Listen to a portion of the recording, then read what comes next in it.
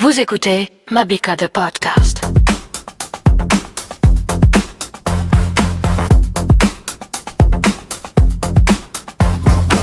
Ici, on parle de culture, de sciences, de technologie et de tous les sujets. Rien ne nous échappe. Vous écoutez Mabika the Podcast. Merci beaucoup, Maman Tita. Alors, Alors, cette phrase-là m'intéresse beaucoup. Maditmanji Nahada, Mounia Ngilive. J'aimerais savoir, est-ce que finalement, Maman Tita, dans un monde capitaliste devenu égoïste, est-ce que cette philosophie continue d'être valable? Maditmanji Nahada, Mounia Ngilive. Est-ce que le capitalisme, quelque part, n'a pas réussi à délier les liens de sang? Ça, c'est excellent.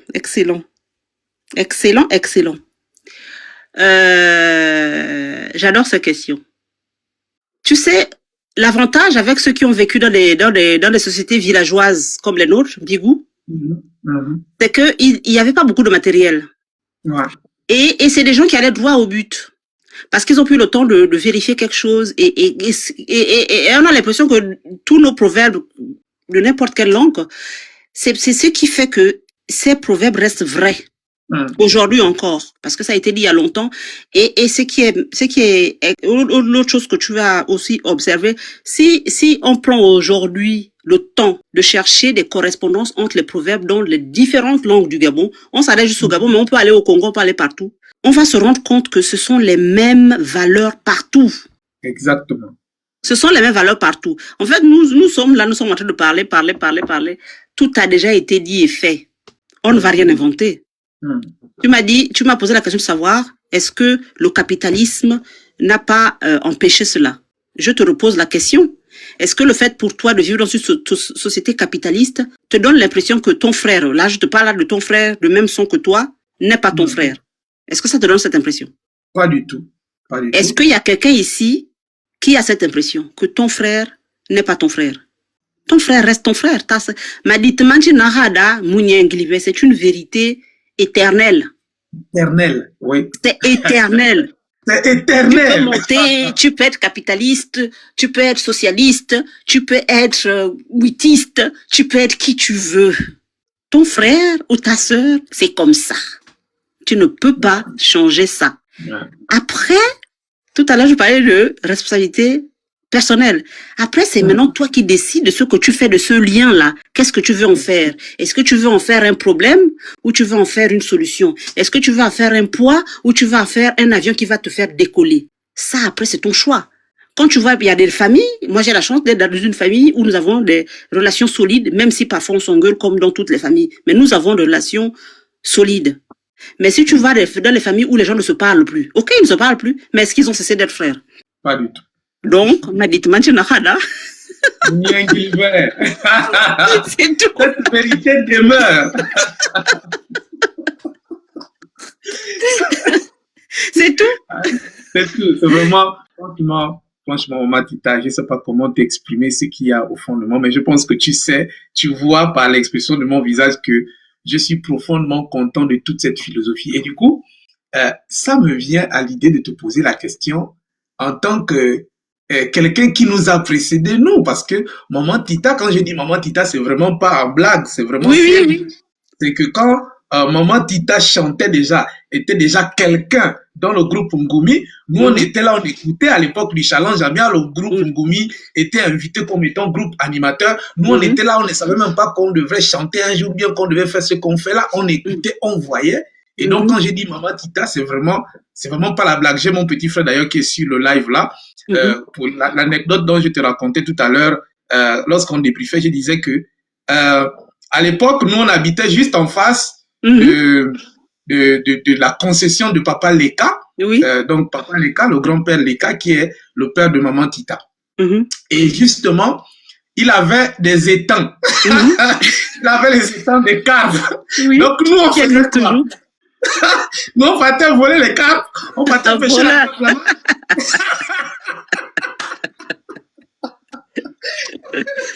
Donc, quand on revenait avec les carpes, maman nous disait, mais Bingadi, Koulou Biangani Amboralek, mais Yehou Yib. Donc, quand je parle de Maman Tita, c'est vraiment pas en blague, c'est ma mère, c'est vraiment ma mère, voilà. Donc, je voulais poser la question à Maman Tita. Mm. Toute cette sagesse proverbiale-là, Oui. c'est quelque chose, finalement, c'est un héritage qui est d'ailleurs aussi une responsabilité, comme vous l'avez si bien dit. Mhm. Quel est le conseil que vous pourrez donner à un artiste qui se lance, qui veut écrire des chefs-d'œuvre? Ah, ça, c'est une colle, mon fils. D'abord, le chef-d'œuvre. Enfin, peut-être que dans 2 ans, je vais répondre à cette question autrement. Peut-être que j'aurais changé d'avis pour X ou Y raison. Je ne pense pas que ce soit l'artiste qui décide que telle œuvre ou telle œuvre sera un chef-d'œuvre. Il y a pas un artiste qui décide de ça. Je ne le pense pas. Parce que ça voudrait dire que tu as trouvé la méthode, la recette pour écrire le chef-d'œuvre. Et je pense que si une méthode existait, eh ben les artistes passent leur temps à faire des chefs-d'œuvre, qui est fou. Enfin, écrivons des chefs-d'œuvre, puis c'est tout. Pourquoi perdre le temps? C'est tout. Donc, je ne pense pas qu'il y a une recette pour écrire des chefs-d'œuvre. On ne peut pas décider a priori qu'une chanson va être un chef-d'œuvre ou pas. C'est le temps, c'est le public, c'est ce que votre œuvre apporte aux gens qui va décider de la longévité, de l'importance de tout ce que vous voulez que votre œuvre va avoir. Moi, je pense que la responsabilité d'un artiste, et c'est pour ça que moi personnellement, je suis pour le respect de la liberté artistique, la liberté de création. Laissez les artistes créer ce qu'ils ont envie de créer, comme ils ont envie de le créer. Maintenant, si ça vous intéresse, intéressez-vous, allez écouter ou allez consommer ou allez si ça vous intéresse. Si ça ne vous intéresse pas, ben passez votre route, quoi, tout simplement. Mais on ne peut pas dire j'écris une chanson et ce sera un chef-d'œuvre. Enfin, alors moi je n'ai pas, par nature, je ne suis pas comme ça. Je n'ai pas cet orgueil-là. Moi j'écris humblement des chansons. Et puis après c'est le temps qui décide. Moi je n'ai aucun pouvoir là-dessus. Donc vraiment je ne peux pas donner un conseil dans ce sens-là. Et du coup le seul conseil que je peux donner à un artiste, c'est juste d'écouter son cœur, tout simplement. D'accord, merci beaucoup. Merci beaucoup, Maman Tita. Alors, on écoute encore un autre coussin musical. Bon, on va pas garder Maman Tita trop longtemps parce que c'est une artiste, elle est occupée.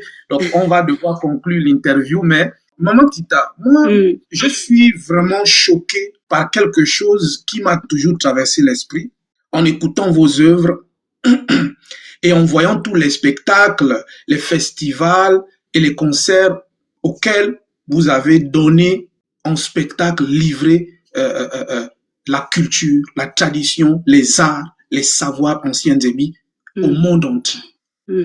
J'ai envie de savoir, finalement, la langue Nzebi est une langue qui peut parler à tout le monde, puisqu'il y a des Hollandais, des Américains, des Britanniques qui écoutent cette musique et qui sont d'ailleurs même subjugués par le talent artistique.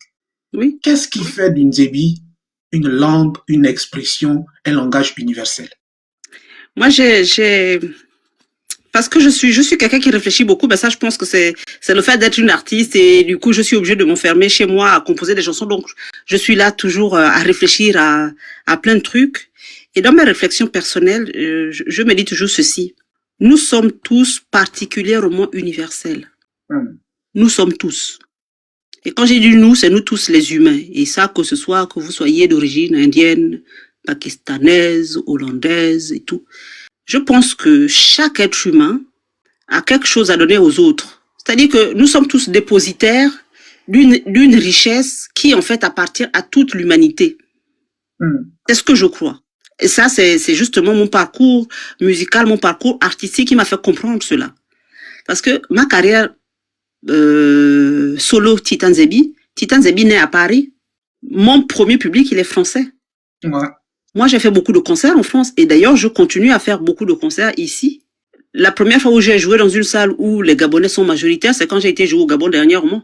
Au mois de novembre, à l'Institut français, les 2 dates, il y avait beaucoup de gens au Gabon. Mais jusqu'ici, moi, j'ai évolué devant un public qui est majoritairement occidental. Les Africains sont en train de me découvrir petit à petit. Et je vais vous apprendre que le Gabon, sur les plateformes, bon déjà je ne suis pas l'artiste pour l'instant qu'on écoute à des millions et des millions et des millions d'écoutes. De toutes les façons, je n'ai pas encore ces chiffres-là. Mais les chiffres que j'ai aujourd'hui, le Gabon n'est pas le pays où on m'écoute le plus. Je suis écoutée principalement en France, je suis écoutée aux États-Unis, je suis écoutée en Allemagne, je suis écoutée en Angleterre.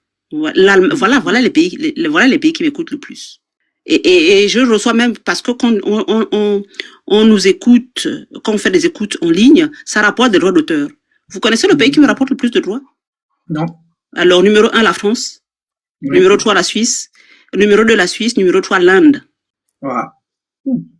L'Inde, c'est vraiment improbable. Hein? Voilà. Donc, c'est pour répondre à cette question. Est-ce que le Nzebi, c'est une langue universelle? Oui, le Nzebi est une langue universelle, mais comme le tamoul est une langue universelle, comme le français est une langue universelle, comme l'anglais est une langue universelle. La différence entre nos langues gabonaises, je me tiens au Gabon, mais les langues africaines, etc., c'est que par rapport à l'art, par exemple, pour l'instant, on n'a pas encore explosé en termes, par exemple, de stream. Je parle de mon cas, moi particulièrement, en termes d'écoute et tout ça. Je ne suis pas encore une artiste exposée. Et je chante en Nzebi. Et donc, il y a beaucoup de gens, un autre artiste dira, oui, mais Tita Nzebi, par exemple, c'est une artiste Nzebi, elle n'a pas encore beaucoup écouté, donc je ne veux pas le faire. Mais ça, c'est peut-être parce que je n'ai pas forcément les moyens de production qui permettent cette exposition-là. Je ne suis pas forcément dans le style de musique qui va permettre cette, parce qu'aussi, il y a une question, il y a aussi le style de musique que tu fais aussi qui va t'aider à faire. Mais si quelqu'un veut aujourd'hui faire la musique, par exemple, pour ne parler que de ça, et la faire exclusivement dans sa langue, quelle que soit la langue, franchement, tout ce que je peux vous dire, c'est foncez, n'ayez pas honte de ça, n'ayez pas peur de ça. Vous pouvez avoir une carrière qui va exploser sur la scène internationale en chantant dans une langue qui est la vôtre. Vous n'avez pas besoin de singer quelqu'un d'autre, pas besoin de vous cacher, pas besoin de cacher vos origines villageoises. Moi, je n'arrête pas de dire aux gens partout où je passe, moi, je suis né à Bigou, c'est un village. On a du mal à soigner les gens, on n'a pas de route, on n'a pas d'école. Moi, j'entends mes parents crier tous les jours, il n'y a pas d'électricité. Mais je viens de là. Je viens de là, c'est tout. Donc, oui. Donc, le Nzebi, c'est une langue universelle. Il n'y a pas, toutes nos langues, toutes les langues humaines sont universelles. Voilà. C'est tellement la différence, c'est qu'il y en a qui ont beaucoup plus de locuteurs. Donc, c'est plus facile quand vous chantez dans cette langue-là. Vous touchez plus facilement beaucoup plus de gens. Mais l'avantage que nous avons, nous, par exemple, moi, par exemple, je ne touche les gens que à travers la valeur de ma musique, c'est la valeur que les gens donnent dans ma musique qui me permet d'être là où je suis aujourd'hui et qui me permet aujourd'hui de remplir les salles en Occident. Alors pour l'instant c'est des salles modestes. Moi je ne voudrais pas venir ici raconter des bobards à des gens. Pour l'instant c'est pas des grosses salles, mais en tout cas moi à chaque fois que j'ai fait un concert ici en Occident, il y a toujours eu des gens qui viennent. Et pour l'instant j'ai très peu d'Africains qui viennent dans mes concerts, j'ai très peu de Gabonais qui viennent dans mes concerts. Et pour l'instant le Gabon n'est pas le pays où on m'écoute le plus. Et pourtant, artistiquement, ça fait 20 ans que je suis sur ce chemin artistique-là. Donc, oui, l'universalité de la langue, c'est ça la question. Si derrière la question, là, je vous fais un procès d'intention. Si derrière la question, c'est genre, est-ce que vous croyez qu'en faisant nos langues, on peut aller sur la scène internationale? Je vous dis oui, vous pouvez. Et ce sera même ça, votre richesse, justement, c'est ce truc-là. Parmi les gens qui écoutent Michael Jackson aujourd'hui, l'artiste par excellence, Michael Jackson, est-ce que vous êtes sûr que toutes les personnes qui écoutent et comprennent l'anglais? Ils comprennent le traitement de ce qu'il dit? Rien. Pas du tout. Pas du tout. Mais pourtant, quand on écoute, on danse, on aime, c'est bien. Et il y a même des musiques instrumentales. Tout le monde connaît Mozart, même si on n'écoute pas la musique classique. On connaît Mozart. C'est dans quelle langue? C'est aucune langue, c'est que de la musique. Il n'y a pas de langue. C'est que de la musique. C'est tout. Donc, il faut sortir de certains complexes, justement, de certaines limites. Nos langues ne sont, voilà, hein, on pilé. Qui comprend piler? On pile seulement, c'est tout. C'est tout. On pile, c'est tout. Voilà. Ouais. Donc, si la question c'est ça, si d'ailleurs la question c'est ça, est-ce qu'un artiste aujourd'hui peut se projeter sur la scène internationale en chantant dans une langue gabonaise, peu importe laquelle, ou une langue africaine, peu importe laquelle? Oui, chers frères et sœurs, vous pouvez. Ouais. The sky is the limit, comme disent les autres. Tout simplement. C'est valable pour les uns et c'est valable pour vous aussi. C'est valable pour vous aussi, même si vous êtes né dans je ne sais pas quel village du Gabon là. Justement, c'est ce village-là qui est votre force. Parce que les histoires que nous avons à raconter, nous sommes les seuls à pouvoir les raconter. Qui va parler de la maternité plurielle si ce n'est moi, femme bantou, qui a une femme occidentale ne pourra jamais vous dire ça parce que ce n'est pas sa culture. Ouais. Il y a que moi qui peux vous parler de la maternité plurielle parce que je sais ce que je sais et je peux vous en parler avec passion et je peux vous en parler avec des exemples parce que j'ai des enfants comme ça. Voilà, il y a que moi qui peux en parler. Donc si vous dessaisissez de ce que vous êtes en train de vous dessaisir de votre richesse, justement. Vous êtes en train de vous dessaisir de ce qui fait de vous la plus grande richesse de quelqu'un d'autre qui n'est pas vous. Voilà. Merci beaucoup, maman Tita Nzebi. Franchement, c'est des belles paroles, c'est des paroles profondes, c'est des paroles gracieuses et je vais vous laisser écouter un extrait encore. Ensuite, on va revenir pour pouvoir conclure notre émission. Et je vais aussi donner la parole à ceux qui veulent s'adresser à maman Tita pour dire quelque chose. Parce qu'il y avait des gens qui voulaient monter, ouais. Oui. Faites vos demandes. Je vais vous tous vous prendre. L'une des choses qui revient toujours à chaque fois que personnellement j'écoute l'artiste Tita Nzebi, c'est cette balance entre la simplicité et la complexité, entre la beauté des aventures quotidiennes de la vie et les problèmes qu'on peut avoir dans la vie. Donc il y a vraiment ce qu'on appelle dans l'analyse des œuvres artistiques, on appelle ça le je ne sais quoi, c'est-à-dire ce truc inexplicable là qui revient toujours. Alors je reviens vers maman Tita en posant la question de savoir, est-ce qu'il y a une formule magique ou est-ce que finalement c'est la simplicité de la vie qui est simplement traduite à travers vos œuvres d'art? C'est la simplicité de la vie. Parce que en fait, comme une chanson qu'on écoutait, je sais pas qui chantait, c'était Prince Ndedi et Yango. La vie est si facile, faut pas la compliquer, oh. Il faut savoir où mettre le pas. Tu risques de regretter dans ta vie, oh. Etc., etc. La vie est simple. La vie est simple, je pense. Bon, alors, je dis ça peut-être parce que moi aussi, je suis quelqu'un d'assez simple dans ma vie et je me vertue à simplifier la mienne et je trouve mon bonheur là-dedans. Du coup, je suis vraiment quelqu'un de très, très, très heureux dans ma vie. Ça a commencé au Gabon et je parlais encore de mon père qui était quelqu'un de très bien, qui a fait que mon enfance ambiguë a été une enfance merveilleuse. Mais mes parents étaient des gens simples qui vivaient simplement avec les gens qui étaient, oui, la vie est simple. C'est nous qui essayons de la compliquer, je sais pas pourquoi. Donc, essayons de la prendre un peu de la façon la plus simple possible afin de pouvoir avancer plus sereinement, quoi. Déposer un peu un certain nombre de bagages que nous aimons tellement mettre sur nos épaules qui ne servent pas forcément à grand chose. Je pense que c'est ça. C'est la simplicité de la vie. Et c'est ce que je rappelle, en fait. La vie est simple. Parfois, il y a des solutions tellement simples à certains problèmes qu'on trouve tellement compliqués. Il faut juste aller chercher cette simplicité-là. Oui. Merci beaucoup, maman Tita. En tout cas, moi, je suis ravi de vous avoir accueilli sur notre panel TikTok. On a une chaîne YouTube également sur laquelle on diffuse nos contenus culturels et personnellement, en tant qu'amoureux de la littérature, j'aimerais vraiment réaliser des grandes choses sur, que ce soit sur Mbigou. Là, actuellement, on est sur un projet avec des frères. On a envie de réaliser un documentaire complet sur Mbigou parce que tout ce qui existe aujourd'hui en termes de contenu sur Mbigou, c'est vraiment des contenus bâclés. On a envie de faire quelque chose. Donc, j'en appelle à tous ceux qui sont connectés. Comme vous savez, je fais toujours la promotion de la cagnotte que nous avons lancée, qui va nous permettre d'aller réaliser des documentaires au Gabon et réaliser des choses complètes, pas juste faire des émissions, mais vraiment entrer dans une valorisation culturelle, aller capter du son chez nos grands-mères, voilà, l'expression de tous les jours. Parfois, comme vient de nous l'enseigner maman Tita ce soir, parfois, c'est la simplicité de la vie qui fait la beauté. Juste le son, entendre une maman, par exemple, en train de gronder les enfants, il y a des gens à qui ça manque. Juste entendre, par exemple, le son, peut-être d'un enfant qui est en train de pleurer et qui se fait réprimander par une maman, ça, c'est des choses qui nous manquent au quotidien. Et je vous invite également à aller vous abonner massivement. Je vais commencer à faire un travail de pressing en termes de communication autour de la chaîne YouTube de Maman Tita parce que je pense que c'est à nous de valoriser nos artistes. C'est à nous de lever ce que nous pensons qu'ils méritent d'être écoutés. Nous avons des enfants à éduquer, nous avons une culture à valoriser, nous avons un patrimoine à préserver. Il faut qu'on commence à valoriser les artistes qui doivent être valorisés. Et ça passe par quoi? Ça passe par la consommation de ces produits musicaux, c'est-à-dire aller sur les streams, aller acheter sur Spotify, sur Amazon Music, ainsi de suite.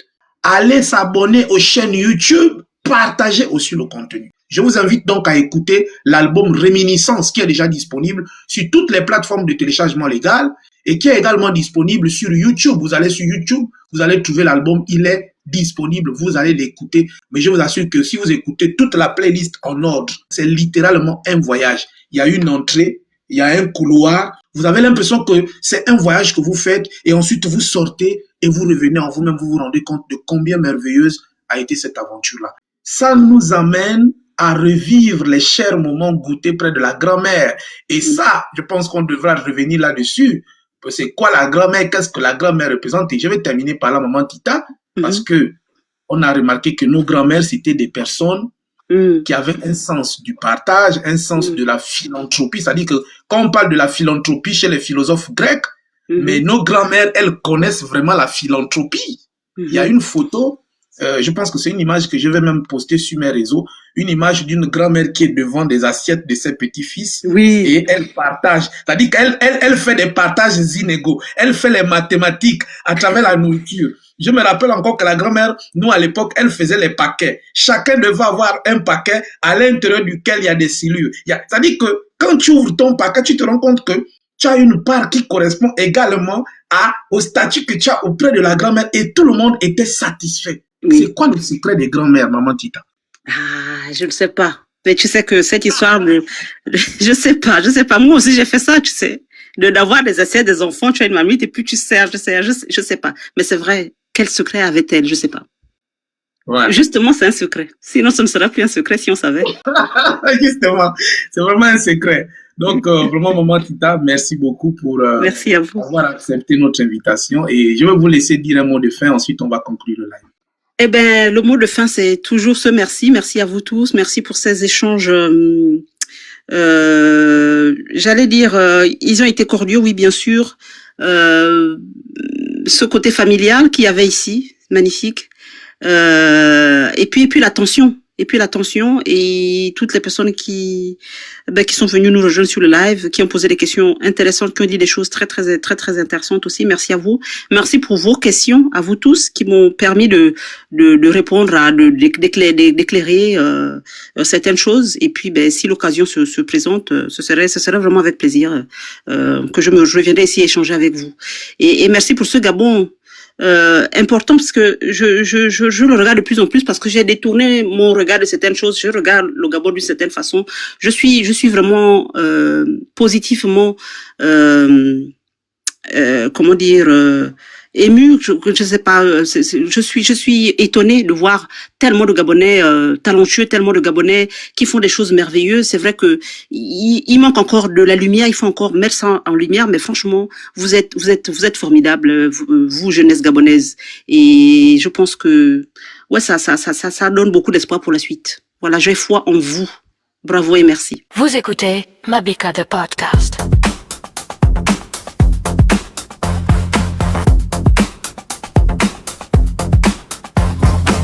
Ici, on parle de culture, de sciences, de technologie et de tous les sujets. Rien ne nous échappe. Vous écoutez Mabika the Podcast.